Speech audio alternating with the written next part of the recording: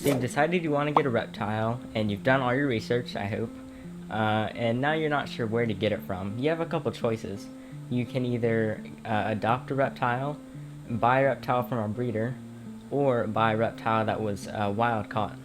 So wild caught animals are not very good to get because basically what companies do is they ship in mass numbers of those and import them from other countries. So this is different than kind of you just going out and catching one yourself. This stuff kind of really destroys the environment, and I think I'll talk about that more in the future. So the best two things you can do are either adopt one or buy one from a captive bred breeder. Okay, so let's say you want to adopt. Usually adopting animals will be cheaper because they're from people that already have them but can't care for them anymore. So their goal isn't to earn money, but is to find the animal a new home. The problem with this is chances are it's not going to be a baby, so you will have it for less of its life and you won't get to kind of grow it up the whole time, but that is an option. If you want to do this, you can go to sites like, there's one called Pet Classifieds, and there's different ones like this where people post animals that they need to get adopted, and they almost always have like lizard sections and then turtle section and a snake section and then an amphibian section or something, so you can get them from places like that.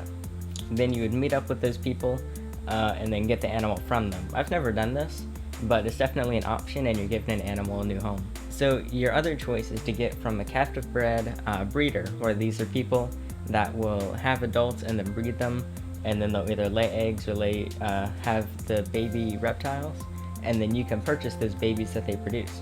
This doesn't affect the environment, and I like doing this because it's also a way to support kind of local breeders and stuff.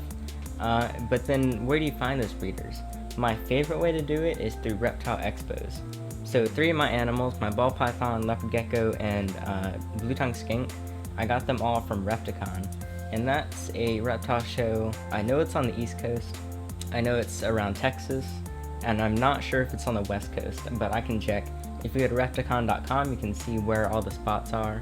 I love going to those because you have to pay an entry fee, but then once you're there, you can see all of the animals just in front of you. The problem is you're not guaranteed to see what you want. I've gotten lucky the past 2 times with my blue tongue and leopard gecko. I knew that I wanted those and they just happened to be there. So it's kind of a little bit of luck, but if you don't know what you're gonna get, you can just go look at all of the breeders. There'll be like dozens of breeders there selling their animals. You can hold the animals in person. You can just talk to them to see what would work with you. And you don't have to pay a shipping fee because the next choice you have is to order online. There's a couple issues with this, but it's also a possibility if there's no reptile expos around you. Also, if you need to find a reptile expo, maybe if you're not in the US or just not sure where there are some, you can just search reptile expos near me. You can find some. There's like lots, like Repticon, the Reptile Super Show, Reptiday. There's some others that you can find. But with the online purchasing, there's sites like, I use BHB Reptiles as an example because that's Brian from Snake Bites or Animal Bites, and that's his breeder. So basically they breed in a facility that's not open to the public, but then you can order their animals online and they'll ship it to you. The issues with this, you don't get to see the animal in person.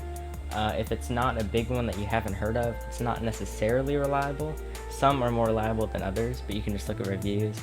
And finally, you have to pay shipping. Since it's a live animal, they make you do like a few day or 1 day shipping, which makes sense. You don't want to endanger the life of the animal in a box or something, which this box is made for, and they'll be okay, but it's just expensive. It can be, depending on how big the animal is, like $20 to $100 or something just for shipping, but you should still look anyway, because that might be the best option for you.